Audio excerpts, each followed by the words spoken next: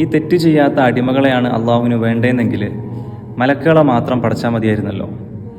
ആകാശത്ത് അന്നും ഇന്നും മലക്കുകൾക്ക് യാതൊരു ക്ഷാമവുമില്ല. എന്നിട്ടും നമ്മളെ പടച്ചത് വീണുപോകാൻ സാധ്യതയുള്ള വികാരങ്ങൾക്ക് അടിമപ്പെട്ടു പോകുന്ന ഒരു പച്ചയായ സാധാരണ മനുഷ്യനായിട്ടാണ്. അള്ളാഹുവിൻ്റെ ഏറ്റവും ഭംഗിയുള്ള ഒരു പേരാണ് അൽ ഗഫൂർ, ഒരുപാട് പൊറുക്കുന്നവൻ എന്നുള്ളത്. നമ്മളെല്ലാ ആളുകളും പെർഫെക്റ്റ് ആയിരുന്നെങ്കിൽ ഈ പുറത്തു തരിക എന്നുള്ള ഗുണം അള്ളാഹുവിന് എങ്ങനെയാണ് നമ്മളോട് പ്രകടിപ്പിക്കാൻ പറ്റുക?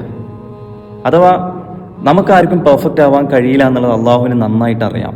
അതുകൊണ്ട് തന്നെ അള്ളാഹു നമ്മളിൽ നിന്ന് പ്രതീക്ഷിക്കുന്നത് പെർഫെക്ഷൻ അല്ല, പ്യൂരിഫിക്കേഷനാണ്. ഞാൻ ചെയ്തു കൂട്ടിയ പാപങ്ങളൊക്കെ അള്ളാഹു എനിക്ക് പുറത്തു തരുമോ എന്ന് നിങ്ങൾ സംശയിക്കുന്നുണ്ടെങ്കിൽ അള്ളാഹുവിന് നിങ്ങളെ പാപത്തെ പുറത്തു തരാൻ കഴിയൂല എന്ന് നിങ്ങൾ പറയാതെ പറയുന്നതിന് തുല്യമാണ്. നമ്മുടെ പാപത്തെ ഒരിക്കലും അള്ളാഹുവിൻ്റെ കാരുണ്യത്തെക്കാൾ വലുതാക്കി വെക്കരുത്. അള്ളാഹുവിൻ്റെ കാരുണ്യത്തെക്കാൾ വലിപ്പമുള്ള പാപങ്ങൾ ഇല്ല ഈ ലോകത്ത് ശരിക്കും.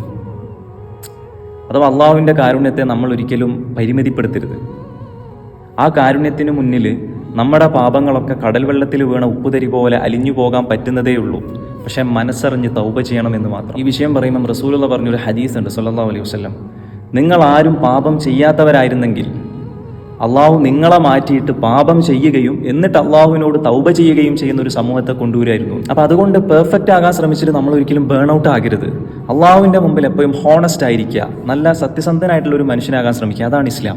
ഇനി ഞാൻ ഈ പറയുന്ന കാര്യങ്ങളൊക്കെ വെച്ചിട്ട് ഇതൊക്കെ തെറ്റ് ചെയ്യാനുള്ള ഒരു ഉപാധിയായിട്ട് നിങ്ങൾ കാണരുത്. തെറ്റ് ചെയ്യാം എന്നിട്ട് തൗബ ചെയ്താൽ മതി, അങ്ങനെ ചിന്തിക്കരുത്. ആ ഒരു കോൺസെപ്റ്റ് ശരിയല്ല. കാരണം മരണം എന്നുള്ളത് നമ്മളെപ്പോഴും ഫോളോ അപ്പ് ചെയ്തുകൊണ്ടിരിക്കുകയാണ്. ഒരുപക്ഷെ നമ്മൾ തെറ്റ് ചെയ്യുന്ന സമയത്താണ് മരിക്കുന്നത് എങ്കിൽ നമുക്കൊരു തിരിച്ചുവരവ് ഉണ്ടാവില്ല.